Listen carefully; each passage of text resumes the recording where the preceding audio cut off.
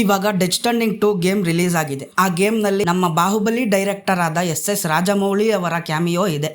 ಅವರು ಒಬ್ಬರೇ ಬಂದಿಲ್ಲ, ಜೊತೆಗೆ ಅವರ ಮಗ ಕಾರ್ತಿಕೇಯನೂ ಬಂದಿದ್ದಾರೆ. ಹೋದ ವರ್ಷ RRR ಸಿನಿಮಾ ನೋಡಿ ಚೆನ್ನಾಗಿದ್ಯಲ್ಲ ಎಂದು ಹಿಡಿಯೋ ಕೊಜಿಮಾ ಅವರು ಸಖತ್ ಇನ್ಸ್ಪೈರ್ ಆಗಿದ್ರಂತೆ. ಆ ಡೈರೆಕ್ಟರ್ ಅನ್ನು ನಾನು ನೋಡಲೇಬೇಕೆಂದು ಆ ಸ್ಟುಡಿಯೋಗೆ ಕರೆಸಿ ನೋಡಿ, ಜೊತೆಗೆ ಎಸ್ ರಾಜಮೌಳಿ ಅವರ 3D ಸ್ಕ್ಯಾನ್ ಮಾಡಿ ಕಳಿಸಿದ್ದಾರೆ. ಅವಾಗ್ಲೇ ಅಂದ್ಕೊಂಡೆ ಡೆತ್ ಸ್ಟ್ಯಾಂಡಿಂಗ್ 2 ನಲ್ಲಿ ಕ್ಯಾಮಿಯೋ ಬರುತ್ತೆ ಅಂತ. ಅಂದ್ಕೊಂಡಂಗೆ ಆಯ್ತು, ಡೆತ್ ಸ್ಟ್ಯಾಂಡಿಂಗ್ 2 ನಲ್ಲಿ ಕ್ಯಾಮಿಯೋ ಇದೆ. ಡೆತ್ ಸ್ಟ್ಯಾಂಡಿಂಗ್ 2 ಗೇಮ್ ನಲ್ಲಿ ಅವರ ಹೆಸರು ಎಸ್ ರಾಜಮೌಳಿ ಅಂತ ಮೆನ್ಷನ್ ಮಾಡ್ದಿರಾ, ಅವರು ಒಬ್ಬರು ಅಡ್ವೆಂಚರ್ ಅಂತ ಮೆನ್ಷನ್ ಮಾಡಿದ್ದಾರೆ. ಗೇಮ್ ನ ಫಸ್ಟ್ ಮಿಷನ್ ನಲ್ಲಿ ಅವರನ್ನು ಹಿಡಿದುಕೊಂಡಿರ್ತಾರೆ, ಒಂಥರ ಹಾಸ್ಟೇಜ್ ತರ. ಅವರನ್ನು ನೀವು ಹೋಗಿ ಕಾಪಾಡೋ ತರ ಇರುತ್ತೆ. ಸೆಕೆಂಡ್ ಮಿಷನ್ ನಲ್ಲಿ ತುಂಬಾ ಹಿಮ ತುಂಬಿರೋ ಜಾಗದಲ್ಲಿ ತಗಲಾಕೊಂಡಿರ್ತಾರೆ, ಅವರನ್ನು ನೀವು ಮತ್ತೆ ಕಾಪಾಡಿ ಕರೆದುಕೊಂಡು ಹೋಗಬೇಕಾಗುತ್ತೆ. ಸೊ 2 ಸಲ ನೀವು ಕಾಪಾಡಿರ್ತೀರಾ, ಸತ್ತೋಗೋ ಸ್ಥಿತಿಯಲ್ಲಿ ಇರ್ತಾರೆ, ಕಾಪಾಡಿ ಕರೆದುಕೊಂಡು ಬಂದು ಸೇರಿಸ್ತೀರಾ. ಎಸ್ ರಾಜಮೌಳಿಯನ್ನು ಒಂದು ಪ್ಯಾಕೇಜ್ ತರ ಹ್ಯಾಂಡಲ್ ಮಾಡಿರ್ತಾರೆ ಅಷ್ಟೇ. ಬಟ್ ಓಕೆ, ಚೆನ್ನಾಗೇ ಇತ್ತು. ಅದೊಂದೇ ಮೈನಸ್, ಕಾಪಾಡಿದ 2 ಸೀನ್ ನಲ್ಲೂ ಇವರು ಇಂಡಿಯನ್ ಅಂತ ಗೊತ್ತಾಗ್ಲಿ ಅಂತಾನೆ ವೀಣೆ ತಬಲಾ ಎಲ್ಲಾ ನುಡ್ಸಿರ್ತಾರೆ. ಅದೊಂದೇ ಮೈನಸ್. ಅದ್ ಬಿಟ್ರೆ ಒಂದು ಡೀಸೆಂಟ್ ಕ್ಯಾಮಿಯೋ.